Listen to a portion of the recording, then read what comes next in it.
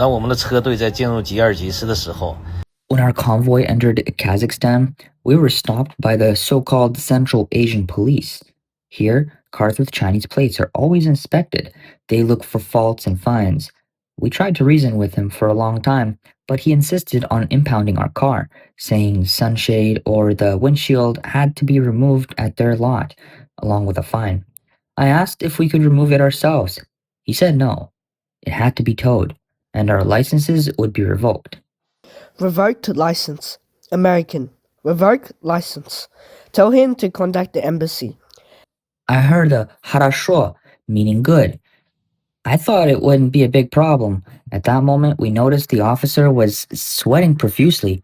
He was nervous, shaking hands and dripping with sweat. California. Welcome to California. On June 1st, a Chinese self-driving convoy entering Kyrgyzstan was harassed by local police and threatened with license revocation. However, when one member showed a U.S. passport, the officers' attitude changed immediately. They became nervous and eventually allowed the entire convoy to proceed. While the CCP occupies a central role in Central Asia's strategic landscape, to the Kyrgyz, China's standing is far below that of the US.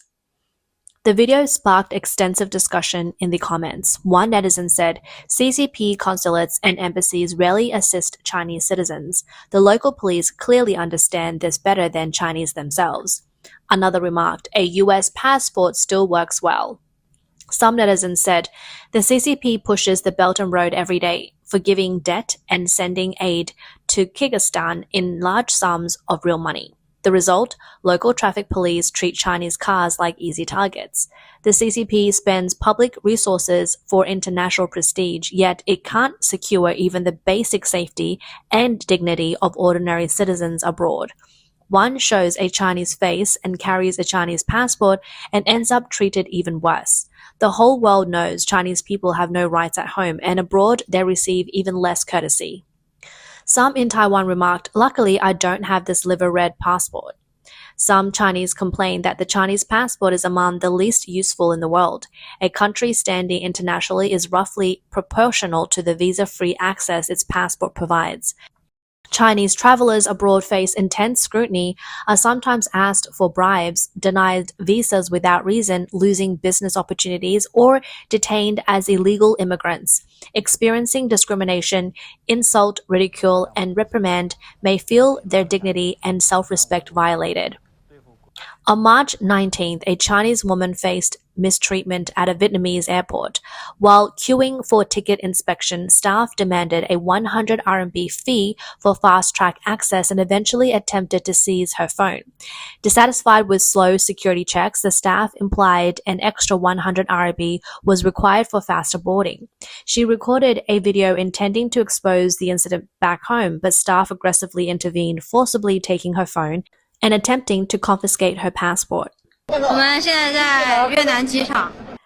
are now at a Vietnamese airport and the queue is extremely long. The police told us that to use the fast-track lane, we had to pay 100 RMB. It is now 10:15 a.m. My flight boards around 11:20, yet we are still stuck in this long line. I asked the officer what to do if I missed the flight. He said it wasn't his problem.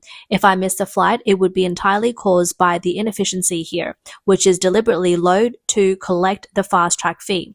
I told him what he was doing was illegal. When I said I would call the embassy, he replied, call if you want. I tried to record him, but he said no recording is allowed here, so I recorded myself instead. Once I return home, I will post it on my social media. No camera here. Hey, no camera here. No camera here. Afterwards, the woman said she could never reach the embassy. Even after returning home, if something serious happened abroad, who would ensure our safety? A netizen commented, Chinese are exploited and oppressed by the CCP at home and bullied abroad, while the Chinese embassy feigns deafness and ignorance. Previously, a short video on X platform showed a train conductor in a Central Asian country attempting to extort Chinese travelers, but quickly smiling when he realized they were Korean. Two Korean youth traveling through Central Asia were mistaken for Chinese on the train and subjected to harsh inspections. The train police shouted, "Passport, passport," and asked, "Are you Chinese?" When the Koreans show their passports, the officers immediately change tone. Koreans don't need to show them and let them go. Chinese netizens asked, puzzled, isn't Central Asia supposed to be friendly with China? Yet these countries are hotspots for extorting Chinese travelers. It has nothing to do with Koreans. Only Chinese are extorted. Russia does the same. The key is the South Korean government's firm stance when their citizens face fraud or abuse abroad. The CCP authorities promote the Chinese passport as high value, yet ordinary citizens face a very different reality at border crossings. Delayed processing by customs, hinted demands for extra fees, and targeted inspections and questioning often put Chinese travelers in unnecessary difficulties. These details reveal the awkward position of the Chinese passport in practice, highlighting a clear gap between official claims and real-world effectiveness. Recently, a Chinese netizen filmed at an Italian airport showing all Chinese passports treated separately. Chinese travelers queued in extremely long lines for intensive checks, while travelers from other countries passed through without obstruction or inspection. In the comment section, a Taiwanese netizen noted that Taiwan residents enjoy automated entry into Italy and the Schengen area with no inspection. In 2019, they experienced this treatment, while Chinese travelers then, as now, queued for manual inspection. Mainland Chinese netizens also complained that standing patiently in line while holding the liver-red passport is especially frustrating. When discussing negative perceptions of Chinese tourists, many first think of foreign media complaints or grievances from tourist sites, as if all Chinese travelers' reputation is dragged down by a few uncivil behavior, turning them into a controversial group in the overseas travel market. For example, recently a Chinese man causing a disturbance at Thailand's international airport faced immediate deportation and a lifetime entry ban. On May 13, 2026, a 30-year-old Chinese man, Li Wei-jun, was scheduled to fly back to Shanghai on Spring Airlines Flight 9C7282.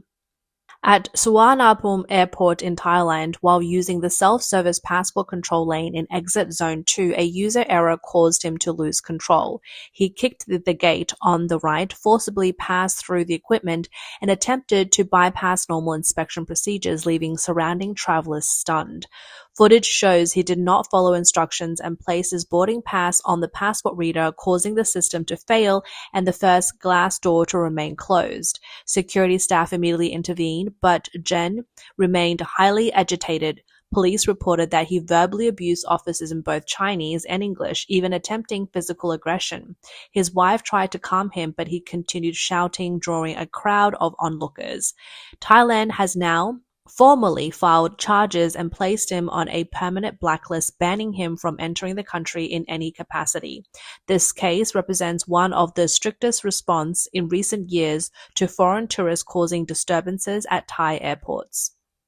The two damaged self-service passport machines will cost approximately 450,000 to 480,000 Thai baht, roughly 90,000 to 100,000 RMB to repair, at Jen's expense. Additionally, he faces charges for verbally abusing and insulting public officials, punishable by up to 1 year in prison or a fine.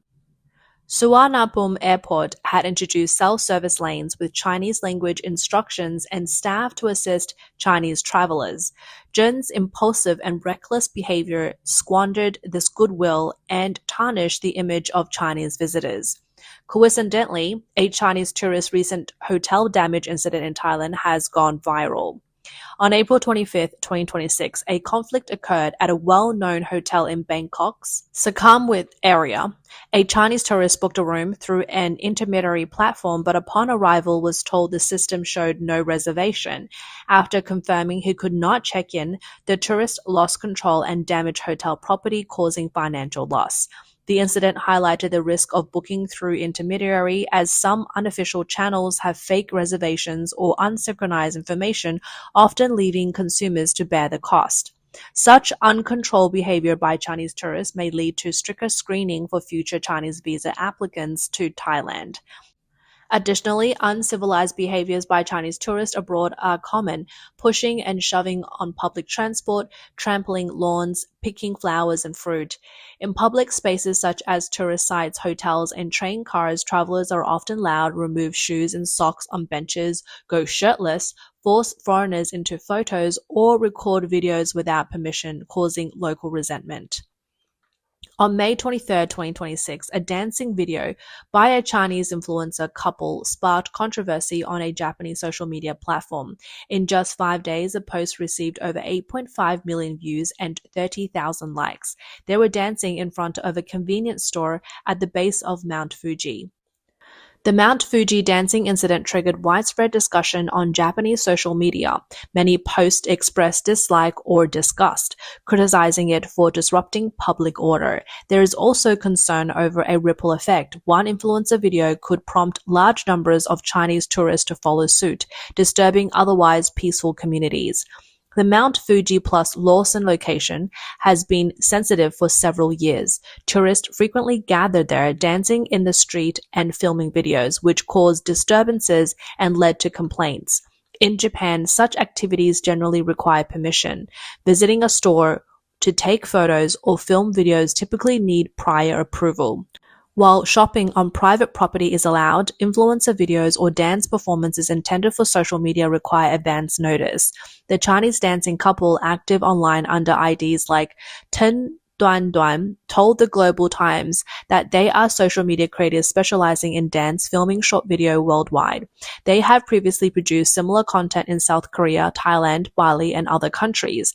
In the interview, the couple emphasized that they film all over the world but avoided discussing local feedback.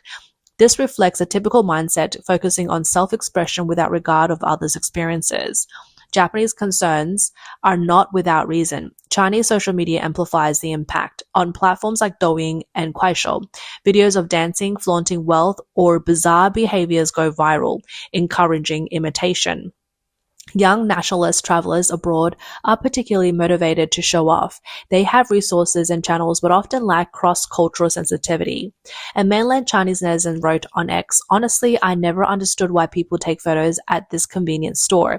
When I passed by, most of those taking photos were Chinese. It reminded me of Italy, where a row of cars parked along the road. It turned out all the people taking photos were Chinese as well.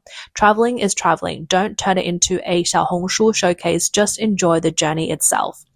On May 30th, a post by a Japanese netizen on Twitter quickly went viral in Japanese online circles, sparking widespread discussion. A ordinary Japanese user publicly questioned Chinese tourists, expressing bewilderment. The post suggested that despite negative perception of Japan, Chinese still choose to travel there, calling the behavior shameless and disgusting among other extreme terms. After the biased post was published, it quickly resonated across Japanese networks. Long simmering tensions were ignited, with many joining in the criticism.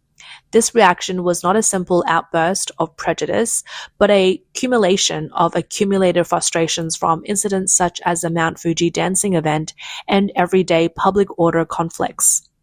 Meanwhile, negative sentiment among South Koreans towards some Chinese tourists have intensified with the resumption of visa-free trial policies. In some cases, groups in busy shopping districts have even held anti-China banners. Recently, a popular cafe in Seoul openly announced on social media that it would no longer serve Chinese customers, citing the need to protect the cafe's atmosphere. In Myeongdong, a busy shopping district in Seoul, a convenience store added the words, "especially Chinese customers," to a Chinese language sign reminding patrons to clear tables after eating. Some businesses in Jeju and Daegu have been even more direct, posting "No China" signs at their entrances. One barbecue restaurant in Daegu stated openly that while noisy Korean customers are tolerated, noisy Chinese customers would not be accepted.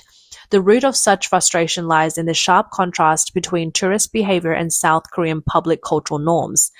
Korean society places high value on order, quiet, and respect for others' personal space, especially in cafes, restaurants, and tourist sites where atmosphere is important. The Seoul cafe owner explained that it is not simply hostility. When Chinese customers arrive, local Korean patrons visibly show discomfort, frown, or murmur complaints, disrupting the store's atmosphere. To maintain their regular clientele, the business chose to protect the ambience. Chinese travelers who have not developed good habits at home cannot immediately improve their behavior abroad, ignoring no smoking signs, taking photos against site rules, and touching artifacts are common, sparking local resentment. Many tourist sites have even posted Chinese language notices to remind Chinese visitors. The negative reputation of Chinese tourists abroad is not an isolated phenomenon. Those who can afford to travel are often individuals with domestic resource advantages accustomed to acting with a privileged class mindset. Abroad, they often transplant this sense of entitlement, assuming wealth and connections warrant special treatment. While this attitude may work in China, overseas it invites embarrassment. It provokes local resentment and brings shame to Chinese travelers who genuinely respect the rules.